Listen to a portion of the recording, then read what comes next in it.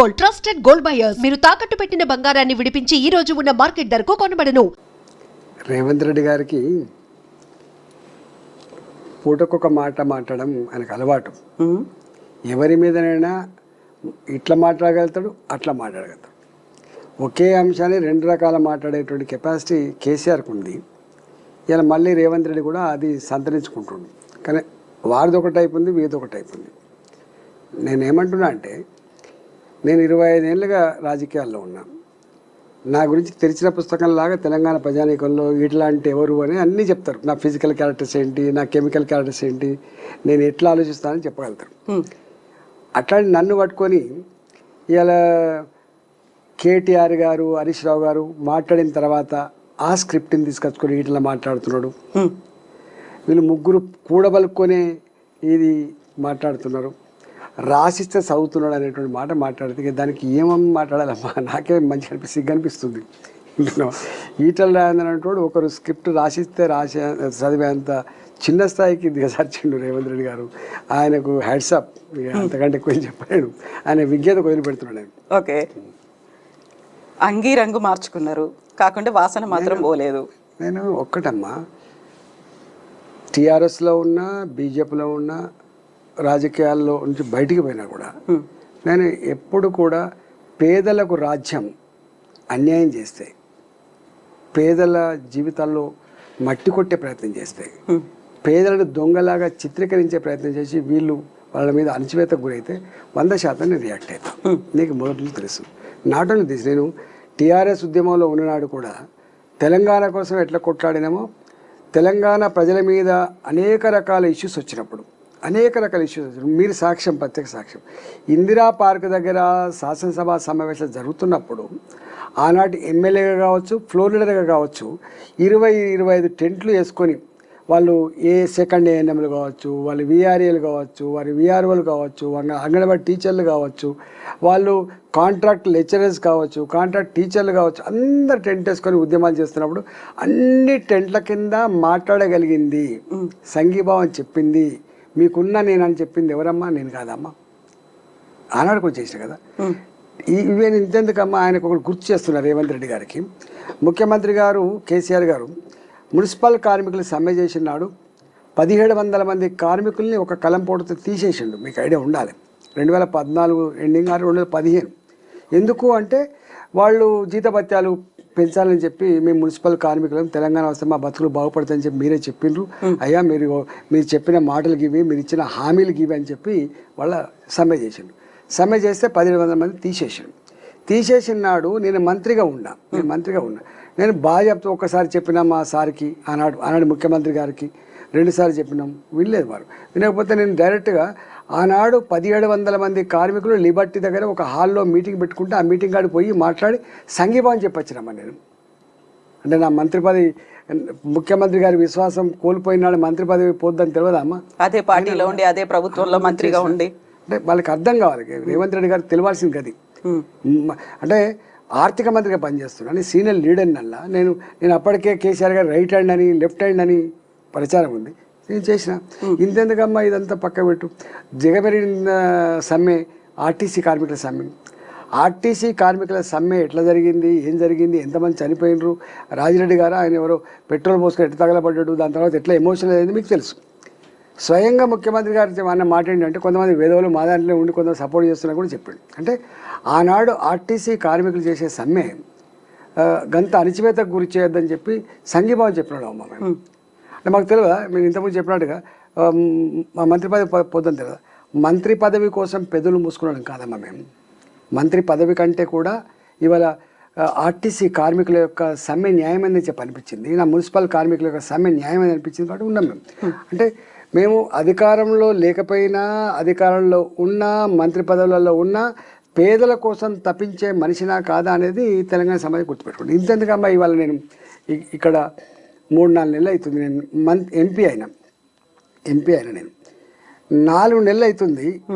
నేను దాదాపు 20-25 రోజులుగా 2 నెలలు అవుతుంది. దాదాపు 25-30 రోజులు నిరంతరంగా చెరువులలో కట్టుకున్నట్టు ఇళ్ళ దగ్గరికి పోతున్నాను. నేను మురికి కాలువల మీద నిర్మించుకున్న గుడిసె కాడికి పోతున్నాను. నేను ఇవాళ ఈ మూసి ప్రక్షాళనపేట ఈయన చేస్తున్నటువంటి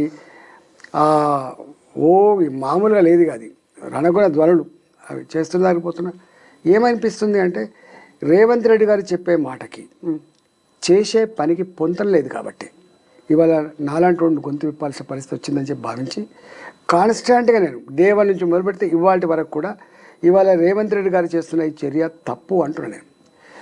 మేము పర్యావరణానికి వ్యతిరేకులం కాదు, మేము ప్రగతి కాముకులకు వ్యతిరేకం కాదు, మేము అన్యాయంగా అక్రమంగా దుర్మార్గంగా చట్టానికి విరుద్ధంగా పేదల ఇళ్ళు కూలగొట్టి వాళ్ళ రోడ్ల పాలు చేసి వాళ్ళ కడుపులో మట్టి కొడుతున్నటువంటి దానికి వ్యతిరేకమని అంటున్నాం మేము. ఉల్టా ఇంకా వాళ్ళని కూలగొట్టుకుంటా వీళ్ళు దొంగలు, వీళ్ళు ఆక్రమించుకొని కట్టుకున్నారు, వీళ్ళ వల్లనే మొత్తం వరదలు వస్తున్నాయనేటువంటి చిత్రీకరణ ఏదైతే ఉందో అది తప్పంటున్నామమ్మా మేము. ఈవెన్ సేమ్ మూసి ప్రక్షాళన విషయంలో కూడా వీళ్ళు అనుకున్నట్టు చెప్తున్నట్టుగా ఈ మూసి మనకు కనపడేటువంటి ఇక్కడ ఏంటి మనం కింద డాంబరి షీట్లు వేసుకొని జీవించే వాళ్ళది ఇల్లు కాదు సుమా, ఇవాళ గుడిసెలలో ఉండే వాళ్ళ గురించి కాదు సుమా, ఇవాళ బాజప్తా లేఅవుట్లలో ఇల్లు కట్టుకొని కాలనీల రూపంలో ఉంటున్నటువంటి ఫణిగిరి కాలనీ, ఇవాళ ఇంజనీరింగ్ సిండికేట్ వాళ్ళు కట్టించినటువంటి అపార్ట్మెంట్స్, ఇవాళ మారుతినగర్ లాంటి పురాతనమైన చైతన్యపురి కాలనీలో కూడా ₹1 కోటి నుంచి 5 కోట్ల విలువైన ఇల్లుంటే వాడిని మేము కూలగొడతామని చెప్పి RBX రివర్ బెడ్ ఎక్స్ అని చెప్పి మార్కింగ్ చేసి ఇవాళ మేము ఇది బఫర్ జోన్లో ఉంది, ఇది FTLలో ఉందని చెప్పి భయపడతా ఉంటే ఇవాళ ఎవరమ్మా అసలు చెప్పండి. చాదరగట్టు చాలామంది ఏమనుకుంటారంటే చాదరగట్టు కాడ వరదలు వచ్చినప్పుడు కొట్టుకపోయే ముంపు గురేటువంటి గాగుడిసెలు అనుకుంటారు, అవి కాదు మేము మాట్లాడుతుంది. వాటికి తప్పకుండా ఒక పరిష్కారం చెప్పాల్సి ఎక్కడ ఉన్నది అది వేరే విషయం. కానీ బాజాప్తా పట్టా భూములు లేఅవుట్ చేయబడ్డ కాడ కొనుక్కొని బ్యాంకు రుణాలు తీసుకొని కట్టుకున్న బ్రహ్మాండమైన భవంతులను కూడా మేము కూలగొడతాం, ఇది బఫర్ జోన్లో ఉందని చెప్పి భయపెట్టించినప్పుడు ఇక అంతకంటే దుర్మార్గమే ఉంటుందమ్మా. వాళ్ళు లబోదిబోం అంటున్నారు. అందువల్ల ఇవాళ దాని గురించి నేను మాట్లాడాను. ఇవాళ కేటీఆర్ గారు హరీష్ రావు గారు మాట్లాడినాడు, టీఆర్ఎస్ పార్టీ రియాక్ట్ కాన్నాడు, ఇవాళ నేను రియాక్ట్ అయ్యాను. అయినా టీఆర్ఎస్ పార్టీకి రియాక్ట్ అయ్యేటువంటి అధికారం లేదు, ఎందుకంటే వాళ్ళు కూడా మూసి ప్రక్షాళన పేరిట ఒక SPV ఫ్లోట్ చేసి దానికి సుధీర్ రెడ్డి గారిని చైర్మన్గా ఇచ్చి ఆఫీస్ కూడా పెట్టి వాళ్ళు ఏం చేసిండ్రు, వాళ్ళు కూడా మాట్లాడిన మాటలు ఉన్నాయి. కేసీఆర్ గారు 10,000 ఇల్లు కూలగొట్టాల్సి వస్తుంది, 20,000 ఇల్లు అందుకని వాళ్ళకి అధికారం లేదు. నేనుగా తప్పకుండా ఇవాళ ఇక్కడ జరుగుతున్నటువంటి ఈ హైడ్రా డ్రామా కావచ్చు, మూసి ప్రక్షాళన పేరిట జరుగుతున్నటువంటి ప్రజల ఇళ్ళ కూల్చివేత సంబంధించిన అంశం కావచ్చు, దీని మీద నేను కాన్స్టెంట్గా కొట్లాడుతున్నా. నేను ముఖ్యమంత్రి గారి బహిరంగ లేఖ కూడా రాశాను. నేను మూసి మంచినీళ్ళ లాంటి వాగు పారవలసిందే, నల్లగొండ విముక్తి కావాల్సిందే, ఇక్కడి ప్రజానికానికి మురికి కంపు దోమలు ఈగల బాధ పోవాల్సిందే అని చెప్పి నేను కూడా అంటున్నా. కానీ దానికి ఒక పద్ధతి ఉంటుంది, ఈ పద్ధతి గురించి నేను ప్రశ్నిస్తున్నాను. నేను నీ మూసి ప్రక్షాళన గురించి కానీ మోడరేషన్ ఆఫ్ మూసి కానీ ఈ పర్యావరణ శాస్త్రవేత్తలు మాట్లాడేదాన్ని నేను వ్యతిరేకంగా మాట్లాడుతున్నాను. నేను ఇవన్నీ చేద్దాం, ఎట్లా చేద్దాం రా, నీకు నువ్వుగా చేస్తా అంటే ఎట్లయితే చెప్పండి. ఇవాళ రంగనాథ్ గారు ఉన్నారు, వారు ఓపెన్గా ఎవరికి నోటీసులు ఇవ్వాల్సి అక్కర్లేదు, నా పనే కూలగొట్టుడు, నాకు పైనుంచి ఆదేశాలు ఉన్నాయి అని చెప్పి సాటర్డే సండే ఏ కోర్టు లేని రోజు చూసుకొని కూలగొడతా ఉంటే కోర్టు అడిగిందమ్మా, అసలు మీకు తెలియదా హాలిడే వచ్చిందంటే మీరు ఇల్లీగల్ కూలగొట్టే అధికారం లేదనే విషయం తెలియదు అని చెప్పి ఇవాళ జడ్జి గారు ప్రశ్నించారమ్మా. మరి వాళ్ళకి ఎవరి దిక్కమ్మా మన నీళ్ళు కాకపోతే. అందుకని నేను వాళ్ళు మాట్లాడు ఇక ఆయన విజ్ఞతకు వదిలిపెడుతున్నా, నేను ఆయన గురించి మాట్లాడు. కానీ నేను ఒక మాట అన్నాను నేను నా ఉత్తరంలో, అంతకుముందు కూడా అన్నా ఏంటంటే, మీకు నిజంగానే కనుక పేదలకు ఏదో రేస్ కోర్స్ జాగలో 100 ఎకరాలలో బ్రహ్మాండమైన ఇల్లు కట్టిస్తా అని చెప్పే మీరు ఇవాళ పోలీస్ లేన్లలో ఉండేటువంటి ఆ భూములలో ఇల్లు కట్టుతాను మీరు గింత గొప్పగా మీరు ఆలోచిస్తున్నప్పుడు గింత ఆదరాబాదర చేసే కర్మ నీకు ఏం పట్టిందయ్యా? మూసి ఇవాళ వచ్చింది కాదు, మూసి 100 సంవత్సరాలుగా ఉన్నటువంటి నది అది. ఈ మూసి ఇవాళ పొల్యూట్ కాలేదు, 40-50 ఏళ్ల క్రితం పొల్యూట్ అయినటువంటి నది ఇది. దీన్ని ఎట్లా ప్రక్షాళన చేయాలో ఇవాళ కాకపోతే ఇంకో 10 రోజుల తర్వాత చెయ్యి, 1 మంత్ తర్వాత చెయ్యి, నివృత్తి చేసే బాధ్యత నీకు లేదనేది నా ప్రశ్న. అందుకల్లా నేను అన్నాను, ఇవాళ మీరు ఏదో 5,000 రూపాయలు ఇచ్చి మాట్లాడిస్తున్నారు, మీరు రెచ్చగొడుతున్నారు మీరు అనేది ఇది నిజమే అయితే మీ నిర్ణయమే నిజమని చెప్పి ప్రజలు భావిస్తే మీరు నేను ఇద్దరం కలిసి గన్మెన్ లేకుండా పోదాం, ఇటుపక్క ఒకరోజు పోదాం అటుపక్క ఒకరోజు పోదాం, ప్రజలు ఏమంటారో విను. ఒకవేళ నిన్ను శబాష్ అని కనుక ప్రజలంటే నిన్ను ముక్కు నేలకు రాసి నా ఎంపీ పదవికి రాజీనామా చేసి ఇవాళ శబాష్ రేవంత్ రెడ్డి గారు అని చెప్పి నేనే చెప్పిపోతా అని చెప్పాను. ఇంతకంటే ఎక్కువ ఎంత చెప్పండి. అందుకని నాదేం మారలే, నా నా ఆలోచన మారలేదు, నా కమిట్మెంట్ మారలేదు, నా ప్రజల పట్ల నా తపన మారలేదు. ఎక్కడ అన్యాయం ఉంటుందో అక్కడ ఈటలో ఉంటాడు, ఈటలు వాటికి బెదిరిస్తే అదర కొడితే గివి చేస్తా గిట్లా భయపడ్డాడు కాదు. రాజశేఖర్ గారు ఉన్నప్పుడు మీకు తెలుసు, నేను నా రింగ్ రోడ్ల భూమి గుంజుకున్నప్పుడే ఇలా నా 120 కోట్ల భూమి 9 ఎకరాల భూమి గుంజుకున్నాడే, భూమి గుంజుకుంటావు కావచ్చు కాక కానీ నన్ను లొంగ తీసుకోలేమని చెప్పాను నేను. కేసీఆర్ గారు నా మీద ఎన్ని చేయాలని చేసిండు. ఇవాళ వీరు కూడా ఏముంటుంది, అడగోలుగా వేస్తాడు మాటలు, ఏది పడితే అదే మాట్లాడుతుంటాడు, ఎవరి మీద పడితే వాళ్ళ మీద ఆరోపణ చేస్తాడు. కానీ తెలంగాణ సమాజానికి ఎవరు ఏందో తెలిసిన పుస్తకంలాగా ఉంది.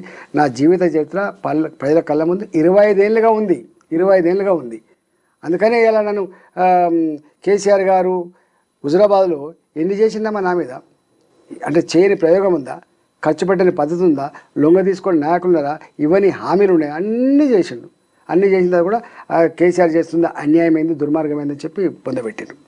ఇవాళ రేవంత్ రెడ్డి గారు కూడా ఇవాళ మా మీద వీళ్ళు కాలకీయ కూటమి అని, మరి కాలకీయులు అంటే నాకు తెలియదు, రాక్షసులు వీళ్ళు సంఘ విద్రోహ శక్తులు లెక్క మీరు ప్రగతిని అడ్డుకుంటున్నారని చెప్పేది మాట్లాడుతున్నారు. ఇక ఆ విషయం మీద నేనేం మాట్లాడుతున్నానో ఏం చేస్తున్నానో, ఆయన ఏం మాట్లాడుతున్నా ఆయన ఏం చేస్తుండో జడ్జిమెంట్ చేయాల్సింది ప్రజలు తప్ప వేరే వాళ్ళు కాదమ్మా. రాజేంద్ర గారు, ఇప్పుడు హైడ్రాకి సంబంధించి బీజేపీలో డిఫరెంట్ వర్షన్ వినిపిస్తుంది అనేది అవుట్ రేట్గా ఇంకొక ఎంపీ రఘునందర్ గారు సపోర్ట్ చేస్తున్నారు. హైదరాబాద్ కూడా మరో వయనాడు కావాలా అనేది, అంతకుముందు వాళ్ళు చేయలేదు కాబట్టి వీళ్ళు కూడా చేయకుండా ఉండాలా అనే ఒక క్వశ్చన్. నేను కంప్లీట్గా మద్దతు ఇస్తున్నాను అనే మాట. అంటే ఒక మాట అమ్మా, మా పార్టీ డిఫరెన్స్ ఆఫ్ ఒపీనియన్ లేదు. స్వయంగా మా రాష్ట్ర పార్టీ అధ్యక్షులు కేంద్ర మంత్రి కిషన్ రెడ్డి గారు ఉత్తరం రాసింది, మీరు చూడండి. మేము మాట్లాడుతున్నాం, మా పార్టీ అందరూ మాట్లాడుతున్నాం. వారికి అక్కడ లోకల్గా ఏమైనా వ్యక్తిగతమైన ఉండొచ్చు, కానీ వారిది కూడా రేవంత్ రెడ్డి గారి ప్రభుత్వం ఏ ప్రగతికామకమైన నిర్ణయం తీసుకుంటూ దానికి నాకు వెల్కమే, కానీ పేదల ఇల్లు కూలగొట్టమని దానికి నా మద్దతు లేదు అని చెప్పిండు ఆయన. దేనికైనా ఒక లీగల్ ప్రొసీజర్ ఉంటుంది, ఆ ప్రొసీజర్ ఫాలో కావాలని చెప్పిండు ఆయన ఎక్కడ డిబేట్ కాలేదు. అందుకని భారతీయ జనతా పార్టీ ఒకటే వాయిస్తో ఉంది, ఒకటే ఎజెండాతో ఉంది, పేదల పక్షాన్నే ఉంది Bharatiya Janata party. So supreme court ఇచ్చినటువంటి తీర్పే అల్టిమేట్ తీర్పు, ఇంకా ఆ తర్వాత ఏ కోర్టుకు వెళ్ళినా లాభం ఏంటి, ఇప్పుడు వీళ్ళు హైకోర్టు దాకా వెళ్ళడం లేకుంటే అక్కడ స్టేస్ తెచ్చుకోవడం అవసరమా అనే మాట రఘునందన్ అంటున్నారు. ఎవరు చేసినా ఒకటి మాత్రం, ఈవెన్ సుప్రీంకోర్టు ఆఫ్ ఇండియా కూడా జడ్జిమెంట్ ఇవ్వచ్చు, హైకోర్టు కూడా జడ్జిమెంట్ ఇవ్వచ్చు. మారిన పరిస్థితులకు అనుగుణంగా ఎప్పటికప్పుడు ఇట్లాంటి ఇష్యూస్ని సమీక్షించాల్సిన బాధ్యత ప్రభుత్వాల మీద ఉంటుంది, కోర్టుల మీద ఉండదు. కోర్టులకు ఏముంటుందమ్మా, ఇప్పుడు చెరువులు వాటర్ బాడీ డిస్మాండింగ్ చేయొద్దు, కానీ సుప్రీంకోర్టు జడ్జిమెంట్ ఉన్నప్పటికి కూడా ఇవాళ బతుకమ్మకుంట ఎక్కడ పోయింది, యూసుఫ్ కూడా చెరువు ఎక్కడ పోయింది, మాసప్ ట్యాంక్ చెరువు ఎక్కడ పోయింది, ఇంతెందుకమ్మా నీ హుస్సేన్ సాగర్ మక్తా కట్టబడేటువంటి మొత్తం కాలనీలు కట్టబడ్డాయి. ఆ తదుపరి కదా మీకు ఇది వచ్చింది, ఈ రోడ్ వచ్చింది, నక్లెస్ రోడ్ వచ్చింది. నక్లెస్ రోడ్ వచ్చిన తర్వాత కూడా కదా ఈ జలవిహారాలు వెలిసినాయి. నక్లెస్ రోడ్ వచ్చిన తర్వాతనే కదా ఇవాళ అనేక రకాల ఫుడ్ కోర్టులు అయినాయి, అక్కడ పెద్ద జాతర లెక్క అయినాయి. అందుకని ప్రభుత్వాలు చేసినాయి. ఈవెన్ ఇంతెందుకు కరీంనగర్లో ఉన్న కలెక్టరేట్ కూడా చెరువులో కట్టబడ్డదే, మునిగిపోయింది. నా కమలాపూర్లో కట్టబడ్డటువంటి ఎంఆర్ఓ ఎంపీడో ఆఫీస్ ఒక చెరువులో మునిగిపోయిందే. ఇవాళ ఇక్కడ చాలా చెరువులు ఇప్పటికీ డిస్మాంటిల్ అయిపోయినాయి. ప్రభుత్వమే చేసింది, ప్రభుత్వమే డిస్మాంటిల్ చేసి ప్రజల అవసరం కోసం వాడుకున్నది ప్రభుత్వమే. అక్కడక్కడ ఈ చెరువులలో పట్టాలు ఇచ్చింది, 60 గజాలు 80 గజాలు పట్టాలు ఇస్తే 40 ఏళ్ల క్రితం 50 ఏళ్ల క్రితం వాళ్ళు ఇల్లు కట్టుకున్నారు వాళ్ళు. కొంతమంది అయితే అసలు ఈ పట్టాలు పొందినప్పటికి కూడా మళ్ళీ ఎప్పుడైనా ఇబ్బంది అవుతుందని చెప్పి ఎల్ఆర్ఎస్ కింద రెగ్యులైజ్ చేసుకున్నారు. గుర్తుపెట్టుకోండి, ప్రభుత్వాలు ఇచ్చినాయి అవన్నీ. దాని మీద వాళ్ళను ఒక వ్యూ తీసుకోవాల్సి అక్కడ ఉండదు. గత ప్రభుత్వాలు చేసినటువంటి తప్పుకు చెంపలేసుకొని వాళ్ళ ఇంటి జాగకు వాళ్ళ ఇల్లు కట్టుకునేటువంటి దానికి వాల్యూ కట్టించి వాళ్ళకి ఎక్కడ రీప్లేస్మెంట్ చేసేటప్పుడు వాళ్ళకి అమికబుల్గా ఒక సొల్యూషన్ ఉండాలి. కానీ నువ్వు అర్ధాంతరంగా పోయి ఇప్పుడు ఏమైపోయిందంటే బయట జనానికి అంతా ఏం తెలుస్తుందంటే వీళ్ళంతా దొంగల్లాగా సొరబడి కట్టుకున్నారు అనుకుంటాను. వీళ్ళు దొంగల్లాగా సొరబడి కట్టుకోలే, వీళ్ళకు బాధ్యత ప్రభుత్వమే పట్టాలు ఇచ్చింది. లేదా పట్టా భూములలో ఈ చెర్లల్లో ఉండేటువంటి ఈ ఎఫ్ఆర్ఎల్ లోపల ఉన్నటువంటి బఫర్ జోన్ భూములు కానీ లేదా ఎఫ్టీఎల్ భూములు కానీ ఎఫ్టీఎల్ భూములు. కానీ ఈ భూములకు ఆనాడు ఇదే ప్రభుత్వాల అధికారులు వాళ్ళకు లేఅవుట్లకు పర్మిషన్ ఇచ్చిండ్రు, వాళ్ళకు బ్రహ్మాండంగా పర్మిషన్ ఇచ్చిండ్రు కట్టుకోవడానికి, లోన్లు కూడా తెచ్చుకొని కట్టుకున్నారు. అట్లాంటి వాటిలలో దొంగలు అంటే ఏమైందమ్మా, బాధ అనిపించదా చెప్పండి. అందుకనే రేవంత్ రెడ్డి గారు ఇట్లాంటి అన్నీ ఉన్నాయి కాబట్టి, అనేక రకాల జటిలమైన సమస్యలు ఉన్నాయి కాబట్టి కేస్ బై కేస్ స్టడీ చేయాలి. నేను ఒక చిన్న ఎగ్జాంపుల్ చెప్తా. ఈవెన్ గవర్నమెంట్ భూములలో కూడా కట్టుకున్న వాళ్ళు ఉన్నారమ్మా. జొన్నల బండ అని చెప్పి అలవాల పక్కపడి, ఓల్డ్ అలవాల పక్కపడి ఉంటుందండి. అదొక 27 ఎకరాలు 25 ఎకరాల భూమి, అది సర్ప్లస్ ల్యాండ్ కింద వదిలిపెట్టబడ్డ భూమి. అంటే అక్కడ ఒక ఆయన ఎక్కడ అని ఇదని అడిగినాడు, నేను ఇక్కడనే పుట్టే సార్ అన్నాడు. నీ వయసు ఎంత అని అడిగినాడు, నాది 67 సంవత్సరాలు చెప్పాడు. అంటే 67 సంవత్సరాల క్రితం ఇక్కడే పుట్టిన మనిషి, అంటే వాళ్ళ తాతను తండ్రి వచ్చారు. గప్పుడు కట్టుకున్న కాలనీకి ఇవాళ వచ్చి నోటీసులు ఇచ్చిందమ్మా. వాళ్ళు అంతా ఒడ్డెరులు, వాళ్ళు ఎంత అన్యాయమంటే చెప్పండి. ఇట్లా అనేకం ఉన్నాయి. ఇవాళ ఒక్క మాటలో చెప్పాలంటే సాటర్డే సండే వచ్చిందంటే హైదరాబాద్లో ఉన్న పేద ప్రజలంతా కూడా కంటి మీద కొనుక్కు లేకుండా ఎటువైపు నుంచి రోజులు వస్తాయని చెప్పి బిక్కుమంటూ బతికే వాతావరణం కల్పించిండ్రు. ఇవాళ ఇంత జరుగుతున్నా కూడా రేవంత్ రెడ్డి గారు మాత్రం ఎక్కడగా ఉద్యోగాలు వచ్చినాయి, వాళ్ళ సర్టిఫికేట్లు ఇవ్వాలి. వీళ్ళు నియామక పత్రాలు ఇచ్చే కాడ కూడా హైడ్రా గురించి మాట్లాడుతున్నాడు, కూల్చివేత గురించి మాట్లాడుతున్నాడు. నువ్వు ఎక్కడ మైకు దొరికినా ఈ మధ్య కాలంలో హైడ్రా గురించి మాట్లాడతాడు, కూల్చివేత గురించి మాట్లాడతాడు. ఇక మనసు మంచిగా లేకపోతే మమ్మల్ని కూడా తిడతాడు. ఇదే ఆయన పని తప్ప ఇంకుంటున్నాము. సో ఇప్పుడు మీరు చెప్తోంది అక్కడ 60 ఏళ్ళు 70 ఏళ్ల కింద ఇల్లు కట్టుకున్నారు కాబట్టి వాళ్ళని కన్సిడర్ చేయాలి, వాళ్ళు ద్రోహులు కాదు బాధితులుగా చూస్తున్నప్పుడు ఇప్పుడు మనం భవిష్యత్తు గురించి ఆలోచించాలంటే చెరువులు మన పర్యావరణం గురించి ఆలోచించాలా, లేకుంటే చెరువులను ఎట్లా రీకన్స్ట్రక్ట్ చేసుకోవాలని చూడాలా, అక్కడ బాధ్యులు ఎవరు వాళ్ళని శిక్షించాల్సినటువంటి అవసరం ఉందా, దేన్ని మీరు బ్యాలెన్స్ చేయాలని అనుకుంటున్నారు? శిక్షించాల్సింది మొట్టమొదలు పట్టాలు ఇచ్చిన ముఖ్యమంత్రిని శిక్షించాలి, ప్రభుత్వ పెద్దల్ని శిక్షించాలి, పర్మిషన్ ఇచ్చిన అధికారులను శిక్షించాలి. అది ఎవరి తరం కాదు, పక్కపెట్టిగా. కానీ నేనేమంటున్నా అంటే, నేను ఇప్పటికే చెప్పిన బతుకమ్మకుంటా ఎవడు మాయం చేసిండు, మాసప్ ట్యాంక్ చెరువును ఎవరు మాయం చేసిండ్రు, ఇవాళ కృష్ణకాంత్ వెలిసిన పార్క్ కింద ఉన్న యూసుఫ్గూడ చెరువు ఎవరు మాయం చేసిండ్రు, ఇవన్నీ దాని జోలికి పోతలేను. నేనేమంటున్నా అంటే, ఇవాళ చాలా సంవత్సరాల తర్వాత ఏ చెరువులు అయితే మిగిలినాయో ఆ చెరువులన్నీ కూడా ఒక కట్టనే ఉంటుంది. జనరల్గా చెరువుకు కట్ట ఉంటుంది, చుట్టూ బండి పోసిండమ్మా. ఇప్పుడు మునుపట్లక లేదు, ఇప్పుడు చుట్టూ బండి వేసిండు. బండి వేసి దానికి ఫెన్సింగ్ కూడా చేసిండు, లింక్ జాలతో ఫెన్సింగ్ కూడా చాలా చెరువులు చేసిండు. నేనేమంటున్నా అంటే, ఆ చెరువులు ఏవైతున్నాయో నిజంగానే నీకు విదేశీ పక్షులు రావాలి, కిలకిల రావాలి, వినాలి, బ్రహ్మాండమైన పూల వనాల లెక్క ఉండాలి, మా పోరగాళ్ళు పోయి మళ్ళీ ఈత కొట్టుకోవాలి, మా పిల్లగాళ్ళు పోయి చేపలు పట్టుకోవాలి, భూగర్భ జలాలు గొప్పగా ఉండాలి, ఇవన్నీ కావాలంటే మొట్టమొదటి నువ్వు చేయాల్సిన పని అంటే ఇవన్నీ మొత్తం డ్రైనేజీ కంపు వాసనతో ఇవాళ ప్రజల ఆరోగ్యానికి ముంపుగా పరిగణిస్తుంది. దాన్ని ఎట్లా క్లీన్ చేస్తావో చూడు. నేను అడుగుతున్నా, ఏ చెరువు కన్నా పోదాం మనం. నీ హుస్సేన్ సాగర్ చెరువుకి రాకుండా నువ్వు రా అలవాల్ చెరువు పోదాం, ఇవాళ బోయినపల్లి చెరువు పోదాం, నా సూరారం చెరువు పోదాం, నువ్వు ఎక్కడికైనా రా, నువ్వు సెఫిలిగూడ చెరువు పోదాం, నువ్వు ఎక్కడికైనా రా. ఎక్కడన్నా ఒక చెరువులో చేపలు పెంచుకునే వాతావరణం ఉందా? ఎక్కడన్నా ఒక చెరువులో ఈత కొట్టే వాతావరణం ఉందా? చేతులు పెడితే తిమ్మతిమ్మ అంటాయమ్మా చేతులు పెడితే. మరి వాటిని ఫస్ట్ ఏం చేయాలంటే ఈ మురికినంతా కూడా అందుకు రాకుండా చేసి మొట్టమొదలు వర్షం నీళ్ళతో నింపేటువంటి ప్రొవిజన్ పెట్టు. దానికి ఎన్ని వేల కోట్లు అయితే నాకు తెలియదు. పెట్టిన తర్వాత ఇంకా బ్రహ్మాండం ఇంకొంచెం నీళ్ళు ఎక్కువ స్టోర్ చేసుకోవాలి పెట్టు. ఇంకొక దానంతా మొత్తం పూడికతో నిండిపోయినాయి, అవి తపాల లెక్క మారిపోయినాయి. చెరువు అంటే ఎట్లుండదో మీకు తపాల లెక్క మారిపోయినాయి. ఇవాళ 5 ఫీట్ల లోతుంది అనుకోండి, దాన్ని 15 ఫీట్ల కొట్టరాదు, 5 ఫీట్లు ఉంటే 20 ఫీట్ల కొట్టరాదు. బ్రహ్మాండంగా చెయ్యి, నిల్వ ఉంచుకో. నీళ్ళు భూగర్భ జలాలు మంచి బ్రహ్మాండంగా ఉంటాయి, విదేశీ పక్షులు వస్తాయి, పర్యావరణవేత్తలంతా కూడా సంతోషపడతారు. గా పని ముందు చేయరాదు. రెండో పని, ఇవాళ మూసీ గురించి మాట్లాడుతున్నారు మీరు. మూసీ నది ఇలా నల్లగొండ జిల్లా ప్రజానీకానికి 2 రకాల బాధలమ్మ.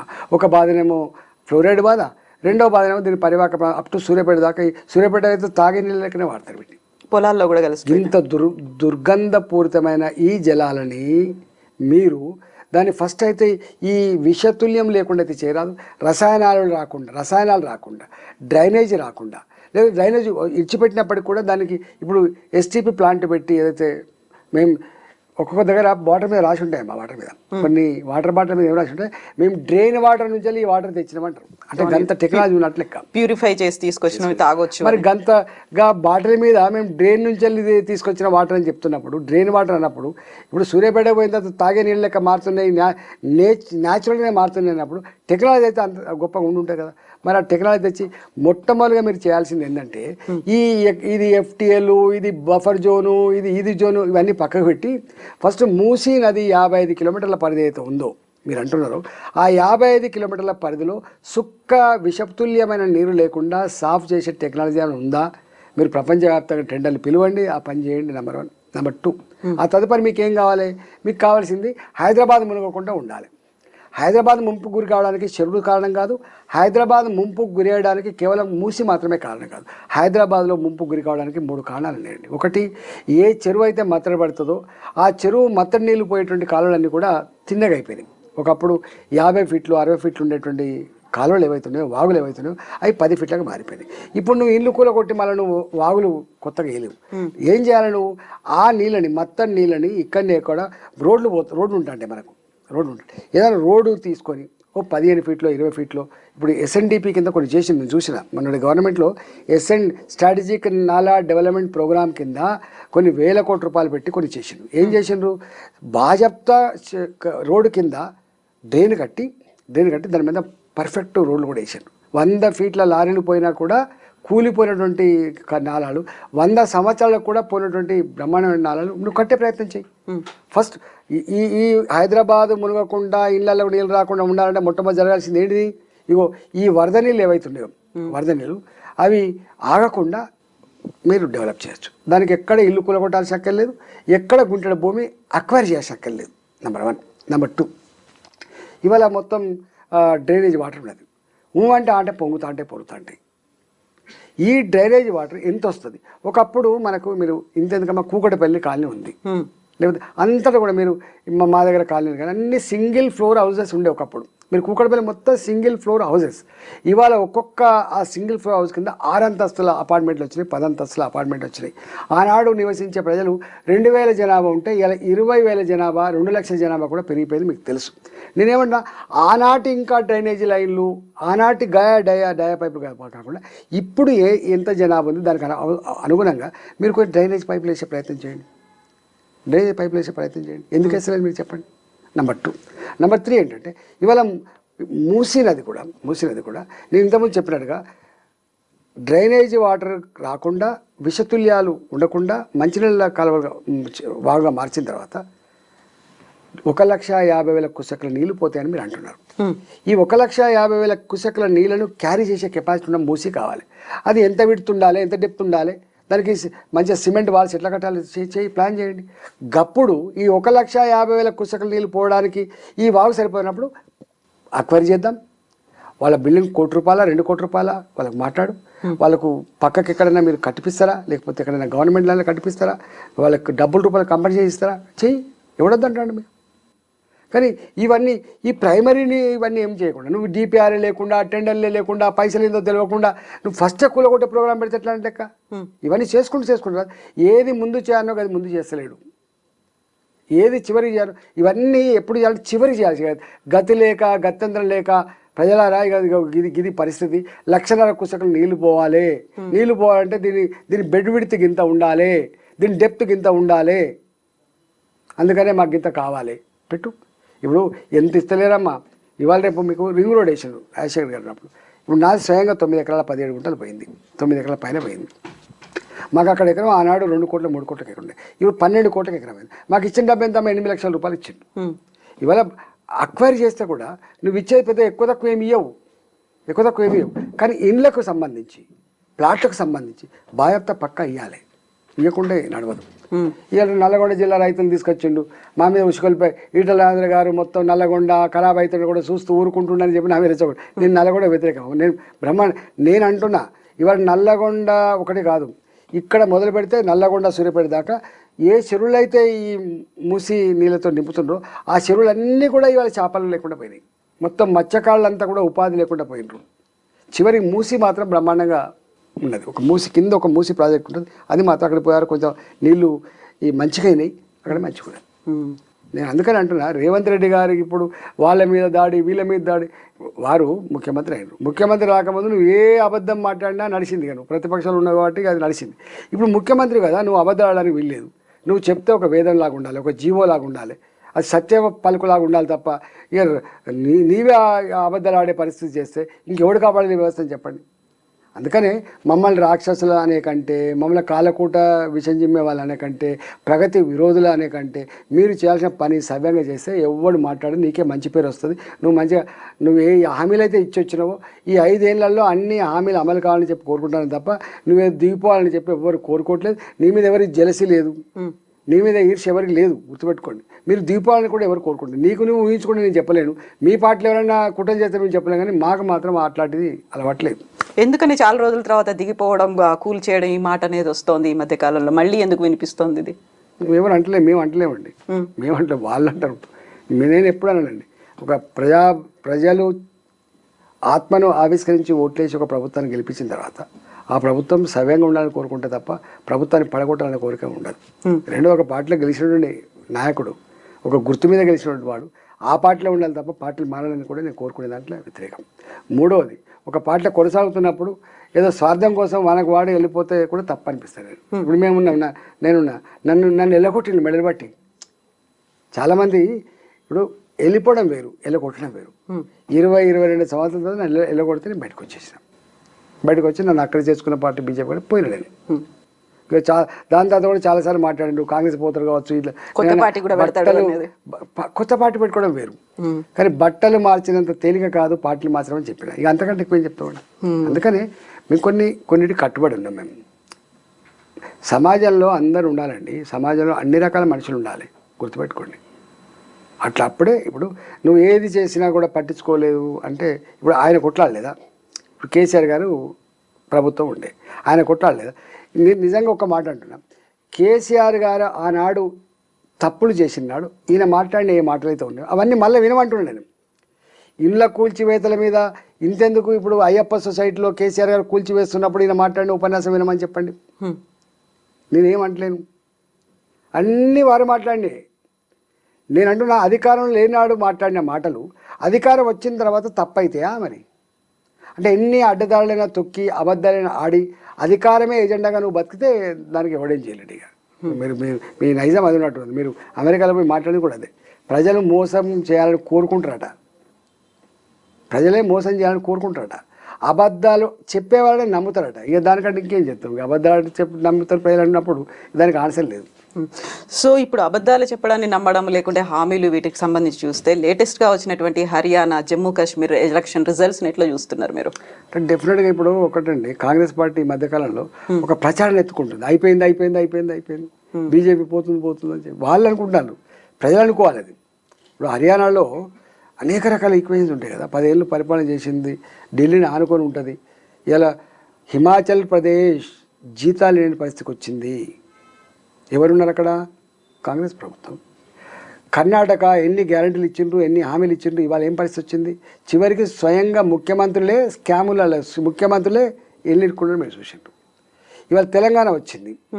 తెలంగాణ వచ్చిన తర్వాత ఇప్పుడు 9 నెలలు అవుతుంది. ఒక్క రైతు రుణమాఫీ చేయడానికే గిరికీలు కొడుతున్నారని ఇలా అర్థమైపోతుంది. అందుకని నాకు తెలిసి దేశవ్యాప్తంగా కాంగ్రెస్ పార్టీ అలవి కాని హామీలు ఇచ్చి కొన్ని అబద్ధపు ప్రచారాల పునాదుల మీద ప్రజలు నమ్మించే ప్రయత్నం చేస్తుంది. అక్కడక్కడ సక్సెస్ కూడా అవుతుంది. జాగ్రత్తగా ఉండాలని చెప్పి ప్రజలు భావించే పరిస్థితి వచ్చింది. కాబట్టే ఇలా హర్యానాలో ఫలితం వచ్చింది. జమ్మూ అండ్ కాశ్మీర్ ఇప్పుడు మాకు ఉన్నది, మాకు గొప్ప శక్తి వచ్చినట్టే. జమ్మూ అండ్ కాశ్మీర్లో ఏ భావన ఉంటుంది, ఏ ఫిలాసఫీ ఉంటుంది, అదంతా నేను చెప్పాల్సి అక్కర్లేదు. అక్కడ ఎవరు ఉంటారు, ఏం చేస్తారని నేను చెప్పాల్సి అక్కర్లేదు. అయినా బ్రహ్మాండంగా వచ్చింది. 29 సీట్లు ఏమో వచ్చి 30 దాకా వస్తున్నట్టు. 90లో 30 అంటే భారతీయ జనతా పార్టీ గొప్పగా విజయం సాధించినట్టు లెక్క. కాశ్మీర్లో ఏముంటుందో మీకు తెలుసు, ఇప్పుడిప్పుడే తేరుకుంటుంది. ఒకనాడు భారత్లో భాగం కాదన్న ప్రాంతం, భారత జెండాను అవమానించిన ప్రాంతం, మేము సపరేట్ దేశంగా ఉంటామనే ప్రాంతం, 370 ఆర్టికల్తో వాళ్ళు కాలం గడిపిన ప్రాంతం నుంచి 370 ఆర్టికల్ ఎత్తేసి ఇలా ఓట్లల్లో పాల్గొనేటువంటి స్థాయికి వచ్చింది. ఒకప్పుడు మీకు తెలుసు 5% ఓట్లు 10% ఓట్లే పోలైన స్థాయి నుంచి ఇలా 50% ఓట్ల పోలైన స్థాయికి వచ్చింది కదా. అంటే భారత ప్రజాస్వామ్య ప్రక్రియలో ఆ ప్రజలంతా భాగమైన అదే విజయం భారతీయ జనతా పార్టీకి. భారతీయ జనతా పార్టీకి విజయం గవర్నమెంట్ ఏర్పాటు చేయడం విజయం కాదు. భారతీయ జనతా పార్టీ విజయం అక్కడ 370 ఆర్టికల్ రద్దు కాబడ్డది, ఒకే దేశం ఒకే చట్టం అమలు కాబడ్డది. Number 1. Number 2, Jammu and Kashmir ఎన్నటికీ భారత్లో భాగమైనటువంటిది బట్టబయలైంది. ఎవడు కూడా కన్నెత్తి చూడడానికి వీల్లేదు నా కొడుకు అని ఒక హెచ్చరిక పంపించింది. జమ్మూ అండ్ కాశ్మీర్ ప్రజలు ఎన్నడూ ఓట్లలో భారత ప్రజాస్వామ్యాన్ని లెక్క చేయలేదు, భారత ఎన్నికల ప్రక్రియని లెక్క చేయలేదు, వాళ్ళు ఓట్లలో పాల్గొనలేదు. ఇలా ఓట్లలో పాల్గొనే ఒక విజయంగా భావిస్తాను. 4వ విజయం ఇలా 30 సీట్లు, దాదాపు 29-30 సీట్లు రావడం అనేది గొప్ప విజయంగా మేము భావిస్తాం. కాకుంటే నేషనల్ కాన్ఫరెన్స్ అక్కడ గవర్నమెంట్ ఏర్పాటు చేస్తారు. వాళ్ళు అంతకుముందు ఎప్పుడు వాళ్ళే కదా, ఎప్పుడు వాళ్ళే కదా. ఇప్పుడు నేను చెప్తాను ఒకప్పటికి ఇప్పటికి ఎంత మార్పు వచ్చింది చూడండి. అయితే ఇప్పుడు మీరు రైతుల గురించి చెప్పినప్పుడు వెరీ రీసెంట్గా బీజేపీ ఎల్పీ రైతు దీక్ష చేసింది. అక్కడ యూనిటీ అనేది కనిపించలేదు. బీజేపీ ఎంపీలు ఎమ్మెల్యేలు అందరూ అక్కడ పార్టిసిపేట్ చేయలేదు, ఇంక్లూడింగ్ 2 కేంద్ర మంత్రులు ఉన్నారు తెలంగాణ రాష్ట్రానికి. దీంతో పాటుగా ఇంకో మాట వినిపిస్తోంది, 8 మంది బీజేపీ ఎంపీలు ఏం చేస్తున్నారు, రాష్ట్రానికి రావాల్సినటువంటి నిధులు కావచ్చు, స్పెషల్ గ్రాంట్స్ అనేవి ఉన్నాయి, వీటితో పాటుగా లేటెస్ట్గా వచ్చినటువంటి వరదలకు సంబంధించి ఆంధ్రప్రదేశ్లో 1000 కోట్లు ఇస్తే మన దగ్గర 440 కోట్లు మాత్రమే ఇచ్చారు, సగం కూడా రాలేదు అనేటువంటి మాటలు. యూనిటీగా మీరు ఫైట్ చేయట్లేదు. తప్పమ్మా అదంతా. మేము వచ్చి 4 నెలలు అవుతుంది. మేము ఆల్రెడీ ప్రధానమంత్రి గారిని ఒకసారి కలిసినాం. కలిసి 35% ఓట్లు సాధించిన పార్టీ మన మీద అపారమైన విశ్వాసాన్ని ప్రకటించినటువంటి రాష్ట్రానికి తప్పకుండా అన్ని విధాలు ఆదుకోవాలని చెప్పినాం. ఇప్పుడే కదా వచ్చింది, వీళ్ళు పోవాలి, వీళ్ళు అన్ని ఇవ్విచ్చినా కూడా కేంద్రం డైరెక్ట్గా నేరుగా ఇన్ని డబ్బులని ఇయ్యదు. సెంట్రల్లీ స్పాన్సర్ స్కీమ్స్ ఉంటాయి, వాటిల్లో కొన్ని డబ్బులు వస్తాయి. నేషనల్ హైవేస్ ఉంటాయి, రైల్వేస్ ఉంటాయి, కొన్ని కేంద్రమే చేసేట్టు ఉంటాయి, కొంత ఎక్కువ కేటాయింపులు ఉంటాయి. ఇప్పుడు 33,000 కోట్లతోటి ఈ రైల్వే ప్రాజెక్టులు అమలు కోసం ప్రయత్నం చేస్తున్నాం. ఇప్పటికే 1,00,000 కోట్ల రూపాయలతోటి నేషనల్ హైవేస్ నడుస్తూ ఉన్నాయి. ఇంకా దాని గురించి ప్రోగ్రెస్ ఉన్నది. డెఫినెట్గా ఇక్కడ గతంతో పోలిస్తే మీరు ఎక్కడ తెలంగాణ వ్యాప్తం చూడండి, ఇవాళ నేషనల్ హైవేస్ కన్స్ట్రక్షన్ ఒకప్పుడు తెలంగాణ రాకముందు 2,500 కిలోమీటర్లు, ఇవాళ 5,000 కిలోమీటర్లు అయినట్టుంది నాకు తెలిసి. ఎప్పుడో 2,500 కిలోమీటర్లు అప్ టు 2014 వరకు ఉంటే, 55-60 సంవత్సరాలు ఉంటే, ఇవాళ 10 ఏళ్లలో ఇవాళ 2,500 కాదు 5,000 కిలోమీటర్లు వచ్చినట్టుంది నాకు తెలిసి. మీరు నల్లగొండకు పోతే, మీరు ఖమ్మం పోతారు అనుకోండి, నగరకాల నుంచి ఒక రోడ్డు పోతుంది, దాని ముందరికెళ్ళి ఒక రోడ్డు పోతుంది, ఒక ఖమ్మంకి 2 నేషనల్ హైవేస్ ఉన్నాయమ్మా లింకు. ఇలా ఎక్కడైనా చూడండి మీరు ఎంత నేషనల్ హైవేస్. అందుకని ఇవాళ ఈ గవర్నమెంట్ మమ్మల్ని నిందించేది పక్కకు పెట్టి మీకు ఏం అవసరాలు లేవో ప్రభుత్వానికి నివేదిస్తే తప్పకుండా మేము ఉన్నదే రాష్ట్ర ప్రగతి కోసం, రాష్ట్ర అభివృద్ధి కోసం తప్ప మేము ఇక్కడ కాంగ్రెస్ గవర్నమెంట్ ఉంది కాబట్టి మాకు డబ్బులు రావని చెప్పేంత ఉంటామండి. మేము కలిసామండి ప్రధానమంత్రి గారు, కలిసి 2 మాటలు చెప్పాం. తెలంగాణ మీద ప్రత్యేక దృష్టి పెట్టండి అభివృద్ధి విషయంలో అని అడిగినాం. మేము డెఫినెట్గా పెడతా అని చెప్పి. బడ్జెట్ కేటాయింపులు లేవు అనే ఏం కేటాయింపులు నీకు అందుకనే అన్నాం. బడ్జెట్ కేటాయింపులు తెలంగాణకి ఇంత, లేకపోతే ఆంధ్రప్రదేశ్కి ఇట్లా ఉండదమ్మా. జనరల్గా వాళ్ళ డిపార్ట్మెంట్ల వారిగా డబ్బులు ఉంటాయి, డిపార్ట్మెంట్ల వారిగా ఉంటాయి. ఇప్పుడు నేను ఒక మాట చెప్తాను, నేను ఆర్థిక మంత్రిగా పనిచేసాను కదా. FRBM రుణమే అది, ఎవరిచ్చేది ఏం లేదు. రుణం మనకున్నటువంటి రుణ పరిమితిని బట్టి జిఎస్డిపి ఎంత ఉంటుందో దాంట్లో మనకు 25% లోన్ తీసుకోవచ్చు. 20% జిఎస్డిపిలో 25% వరకు లోన్ ఉంటుంది. ఇప్పటికే 37% తీసుకున్నామమ్మా, 37% తీసుకున్నాం. FRBM రుణాలు కావచ్చు, గ్యారెంటీ రుణాలు కప్పితే 37% రుణం తీసుకున్నాం ఇప్పటికే. వీళ్ళు చెప్తున్నారు కదా 7 లక్షల కోట్లు అంటున్నారు కదా, 7 లక్షల కూడా నాకు తెలిసి జిఎస్డిపి ఇప్పుడు ఇంకా పెరిగినట్టున్నది. 14 లక్షల కోట్లు, 15 లక్షల కోట్లు, మరి 16 లక్షల కోట్లు నాకు లేటెస్ట్గా తెలియదు. కానీ ఇప్పుడు నేను అప్పటికే 37% ఉండే, ఇవాళ జిఎస్డిపిలో వీళ్ళు చెప్పే 7 లక్షల కోట్ల అప్పు నిజమైతే దాదాపు నాకు తెలిసి 50% జిఎస్డిపి రుణం పొందినట్లు లెక్క. ఇంకెక్కడ వస్తుంది? 25% దాని దొడ్డిదారిన, దొంగదారిన వాటర్ కార్పొరేషన్ పెట్టి, డ్రింకింగ్ వాటర్ కార్పొరేషన్ పెట్టి ఎత్తుకున్నాం. ఇంకెక్కడ ఆపింది చెప్పండి? నెంబర్ 1. నెంబర్ 2, మనకు ట్యాక్స్ డెవల్యూషన్ ఉంటుంది, అది నీ చేతులు ఉండదు. 15 ఫైనాన్స్ కమిషన్ నిర్ణయిస్తుంది ఏ రాష్ట్రానికి ఎంత రావాలి, ఎంత % రావాలి. దాని ప్రకారంగా నాకు తెలిసి ఇప్పుడు 2% తగినట్టుంది. ఒకప్పుడు నేను కొత్తగా ఆర్థిక మంత్రి అయినప్పుడు ఆంధ్రప్రదేశ్ కాంటెస్ట్లో 2.9 దాకా వచ్చింది. అంటే మొత్తం ట్యాక్సేషన్లో మన షేర్ 2.93 ఉండే. ఇవాళ నాకు తెలిసి 2% వచ్చింది. ఎందుకంటే మనం అన్నింటిలో చాలా గొప్పగా అభివృద్ధి చెందినామని చెప్పి న్యూయార్క్ లాంటి హైటెక్ సిటీ కనబడుతుంది కాబట్టి మనం పర్ క్యాపిటల్ ఇన్కమ్ ఎక్కువ ఉందని, లిటరసీ ఎక్కువ ఉందని చెప్పి ఇట్లా రకరకాల ఇండికేటర్స్ మనకు అదైనాయి కాబట్టి మనకి ట్యాక్స్ డెవల్యూషన్ 2% వస్తుంది. ఇది కేంద్ర ప్రభుత్వం ఎవరున్నా కూడా, రేపు తెలంగాణ నుంచి వెళ్ళి ప్రధానమంత్రి అయినా కూడా 15th ఫైనాన్స్ కమిషన్ నిర్ణయించిన ప్రకారంగానే ట్యాక్స్ డెవల్యూషన్ వస్తుంది తప్ప దానికన్నా భిన్నంగా రాదు. అవగాహన ఉండాలి. నెంబర్ 2. నెంబర్ 3 ఏంటంటే సెంట్రల్లీ స్పాన్సర్ స్కీమ్స్ అని ఉంటాయి. ఇప్పుడు NRHM, ఉపాధి హామీ పథకం, లేకపోతే ప్రధానమంత్రి Sadak Yojana, central road fund, ఇట్లాంటివన్నీ కూడా వాళ్ళది 60, మనది 40. ఒక్క ఉపాధి హామీలో మాత్రం వాళ్ళది 90% అయితే మనకు 10% ఉంటుంది. ఇట్లా వాళ్ళు ఖర్చు పెడతామని డబ్బులు వస్తూనే ఉంటాయి. పోయిన సంవత్సరం ఖర్చు పెట్టిన దాని మీద ఆధారపడి మళ్ళీ ఈ సంవత్సరం ఇండికేట్ చేస్తే తప్ప ఆ అడ్డగోలుకి ఇచ్చే పరిస్థితి లేదు. నువ్వు అసలు ఇక్కడ ఉన్న దౌర్భాగ్యం ఏంటంటే మనం ఇవ్వాల్సిన 40% డబ్బులు సకాలంలో ఇవ్వకపోవడం వల్ల, వాళ్ళు ఇవ్వాల్సిన డబ్బులు ఇవ్వకపోవడం వల్ల ఇలా డెవలప్మెంట్ లేదు. ఒక్కొక్కసారి ఏమవుతుందంటే కేంద్ర ప్రభుత్వం ఇచ్చిన పైసలే ఖర్చు పెట్టి రాష్ట్ర ప్రభుత్వం తన వాటా ఇవ్వకపోవడం వల్ల నెక్స్ట్ టైం వచ్చేదానికి కూడా విఘాతం ఏర్పడుతుంది. మీకు దానివల్ల కేంద్ర ప్రభుత్వం నేరుగా గ్రామ పంచాయతీలకు ఇచ్చే పర్ క్యాపిటల్ ఇన్కమ్ ఏదైతే ఉందో నేరుగా గ్రామ పంచాయతీలకు వేసింది. గ్రామ పంచాయతీలకు వేసినప్పుడు కూడా వాళ్ళు ఖర్చు పెట్టకుండా వీళ్ళు ఏం చేసిండ్రు, కలెక్టర్ని పెట్టి లాక్ చేసి పడేసిండ్రు. లాక్ చేసి కరెంట్ బిల్లు కట్టిపించిండ్రు, జీతాలు ఇప్పించిండ్రు. వీళ్ళు ఏదో గొప్ప చెప్పుండ్రు. ఏ కేంద్ర ప్రభుత్వం రూపాయి ఇస్తే మళ్ళీ వీళ్ళు రూపాయి జమ చేయను, వీళ్ళ రూపాయి జమ చేయకుండా ఆ వచ్చిన రూపాయిని కూడా కరెంటు బిల్లు కట్ చేసి ఇచ్చిండండి. 3 ఏళ్ళుగా ఇలా గ్రామ పంచాయతీ నిధులు లేవు. అందుకనే మనం అంత ఈజీ కాదు. మనం ఇలా వీళ్ళు చెప్తున్నది ఎక్కడ కూడా ఇప్పుడు ఈ ఆపద వచ్చింది, కొంత ఇచ్చిన డబ్బు, కొంత నష్టం వచ్చిందని ఇచ్చిండ్రు. అట్లనే రాబోయే కాలంలో నిజంగా స్పెసిఫిక్గా ఉంటే మొన్న అమృత్ నగరాల కింద ఇచ్చిండ్రు డబ్బులు. అమృత్ స్కీమ్ కి సంబంధించి స్కామ్ జరిగింది అనే మాటతో పాటుగా స్కామ్ గురించి అక్కడ కాంగ్రెస్ అండ్ బీజేపీ ఒకటే అయ్యాయి, మేము ఎన్ని ఆధారాలు చూపించినా ఎందుకు స్పందించట్లేదు అనేది బీఆర్ఎస్ చెప్తాం. మేము ఇలా నగరాల అభివృద్ధి చెందాలని చెప్పి అమృత్ నగరాల కింద, స్మార్ట్ సిటీస్ కింద డబ్బులు ఇస్తున్నాం. రాష్ట్ర ప్రభుత్వం చూసుకోవాలి. ఇప్పుడేమేమి టక్కన స్కామ్ జరిగినటువంటి టెండర్లు అయినాయి. టెండర్ల బాగా చెప్తా వాళ్ళు రింగ్ అయిపోయి ఎవరికి ఇచ్చుకోవాలో వాళ్ళకి ఇచ్చుకున్నారు. జనరల్గా ఓపెన్ టెండర్లు పెడితే పారదర్శకంగా ఉంటే 10% లెస్సో 15% లెస్సో ఇట్లాంటివి వస్తాయి. వీళ్ళు ఏం చేస్తారు, పెద్దోళ్ళని పిలుచుకుంటారు, ఎక్కడో కూర్చొని 0.25 ఎక్సెస్, లేకపోతే ఇంత ఎక్సెస్ అంత ఎక్సెస్ అని చెప్పి ఏదో వేసుకుంటారు. ₹1 నష్టం జరగదు ఇస్తారు. ఇంకా పని జరిగితే కదా తెలిసింది. ఆ పని ఏమవుతుంది, ఎట్లా క్వాలిటీ అవుతుంది, అది అనదర్ సబ్జెక్ట్. కానీ ఇచ్చింది అంటున్నాను. వట్టిగా సహకారం అందిస్తున్న కేంద్ర ప్రభుత్వం నిందించడం మానుకోవాలి. ఇస్తే ఇచ్చినని చెప్పాలి. లేకపోతే ఇవి ఎవరి డబ్బులండి? ఇలా రేవంత్ రెడ్డి గారు చెప్పిన డబ్బైనా, మోడీ గారు చెప్పిన డబ్బైనా, లేకపోతే మున్సిపాలిటీ వచ్చే డబ్బైనా, ఇవన్నీ ప్రజలు పన్నులు కడితే. ఒక కారు కొనుక్కుంటే నువ్వు ఎంత డబ్బు కడతావు, ఒక ఇల్లు కట్టుకుంటే ఎంత డబ్బు కడతావు, నువ్వు ఒక సారీ సీసా కొంటే ఎంత డబ్బు కడతావు, నువ్వు ఒక సారీ కొంటే ఎంత డబ్బు కడతావు, అన్నీ పన్నులు కడతాయి కదా. ఏ ముఖ్యమంత్రి అయినా, ఏ ప్రధానమంత్రి అయినా, ఏ పార్టీ అయినా వాళ్ళ సొంత జేబులకి వెళ్ళి తెచ్చారని వాళ్ళే అంటారు కదా. రేవంత్ రెడ్డి గారు చెప్పండి, నేను ఒక ₹5 బిల్లు నేను నా జేబులకి ఖర్చు పెట్టండి, ప్రజలకు కట్టిన పనులకే మేము ఖర్చు పెడతామని ఆయనే చెప్పబట్టి, దానికి ఎవరైనా డబ్బులే కదా. దేశం ఖర్చు పెట్టినా, రాష్ట్రానికి ఖర్చు పెట్టినా, ఇక్కడ GHMC ఖర్చు పెట్టినా ప్రజల డబ్బులే కాబట్టి 100% అక్కడ పారదర్శకంగా ఉంటుంది తప్ప వీళ్ళు చెప్పినట్టుగా 50,000 కోట్లు తెలంగాణకు ఇయ్యరు.